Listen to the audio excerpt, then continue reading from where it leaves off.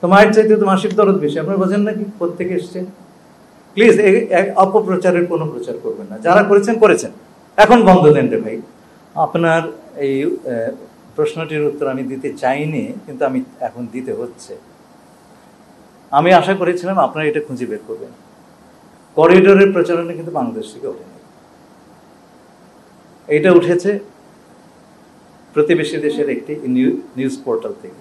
আপনারা খোঁজ করে দেখবেন, আপনারা জানেন তারা এটা বলছে। তারা এটাও বলছে যে আমরা আমেরিকার সপক্ষে একটা প্রক্সি যুদ্ধ করবো সেখানটাতে জাতিসংঘকে নিয়ে।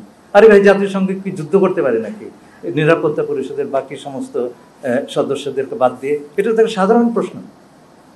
আপনি জাতিসংঘ, আমেরিকা সবাইকে টেনে আনলেন, আমরা একটা প্রক্সি যুদ্ধে যাচ্ছি, তার মধ্যে যারা আমি বিদেশি নাগরিক, আমেরিকান নাগরিক।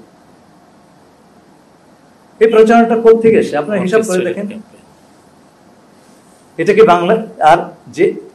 আর এই আমি বলি, আজকে যদি একটা আমেরিকার পক্ষে প্রক্সি যুদ্ধ আরাকানে হয়, ক্ষতিগ্রস্ত হবে কে? এটা আমি আগেও বলেছি, প্রকাশ্যেই বলেছি, ক্ষতিগ্রস্ত হবে। তার কিছু বলছে? হ্যাঁ, আমি ইউনিভার্সিটি অফ প্রফেশনালস একবার সরাসরি বলেছি, টেপও আছে সেটা। হ্যাঁ, তো ওখানে চায়নার সবচেয়ে বড় আপনার একটা অ্যাক্সেস টু ইন্ডিয়ান ওশান, তার তো এমনিতে অ্যাক্সেস নাই, আরাকানের ভেতর দিয়ে অ্যাক্সেস গেছে। ক্ষতি হবে তো তার, আমেরিকা সেখানে গেলে। সে কিছু বলছে? ক্ষতি হবে বার্মার, তার একটা অংশ কেটে নেওয়া হচ্ছে, সে কিছু বলছে? তো মায়ের চাইতে তো মাসির দরদ বেশি, আপনারা বোঝেন নাকি কোত্থেকে এসছে? প্লিজ অপপ্রচারের কোনো প্রচার করবেন না, যারা করেছেন করেছেন, এখন বন্ধ দেন রে ভাই। দেশের স্বার্থ বলে একটা কিছু আছে, আমি এগুলো বলতে চাইনি। আমি ভেবেছি যারা বুদ্ধিমান ব্যক্তি আছে তারা এটা নিয়ে দাঁড়িয়ে যাবে।